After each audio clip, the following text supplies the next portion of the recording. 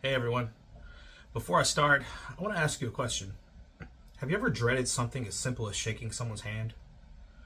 Not because you're rude or anything, but because you were worried about how clammy your palm was? For a long time, that was my reality. Still kind of is.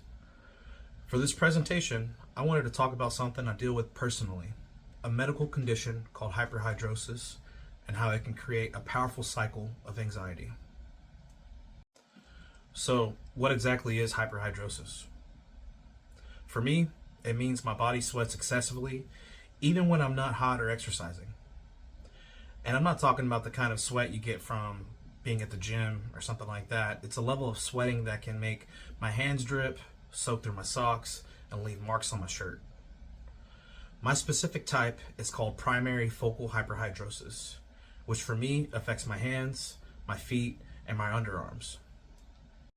For the longest time, I assumed it was some kind of personal failing of mine, that I was just really a nervous person.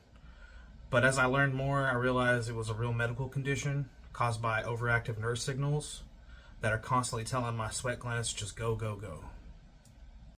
And that's where the anxiety really takes root. It's hard to describe how much mental space it can take up. I would constantly be thinking, are my sweat stains showing? What if they see the sweat on my face? I can't wear these shoes. It made me incredibly self-conscious. I started avoiding situations. I put my hands in my pockets, avoid raising my hands in class, and would dread things like job interviews. This created what's known as a vicious cycle. It works like this. I'd get worried that I might start sweating. That worry would trigger my anxiety, and our body's natural anxiety response can make us sweat, which of course just made me even more anxious. It's an exhausting feedback loop that I felt stuck in for years, and still do to this day. One of the most interesting things I found in my research was learning how this is classified. When anxiety is a direct physiological result of a medical condition like this, it can be diagnosed as anxiety disorder due to another medical condition.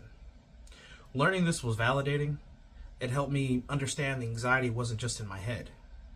It was a real response to a physical condition I was living with.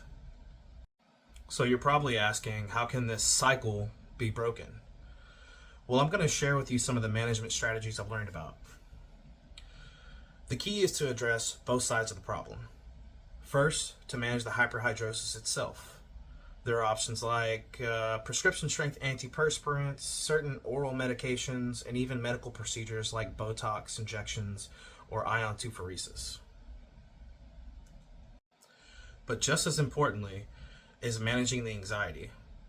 Therapy can be a really effective tool, especially cognitive behavioral therapy or CBT. It provides skills to challenge those automatic negative thoughts. I also found that simple relaxation techniques like deep breathing can make a huge difference in calming the body's stress response in the moment. So, to wrap this up, my experience with hyperhidrosis has been challenging. It's a physical condition, but as you can see from my presentation, the physiological impact is just as real. Understanding the connection between the two and learning that there are effective treatments for both the physical and emotional sides of it has been a really important part of my journey. It shows how interconnected our physical and mental health really are. Thank you all for listening as I shared just a tidbit of what I deal with day to day when it comes to anxiety and hyperhidrosis.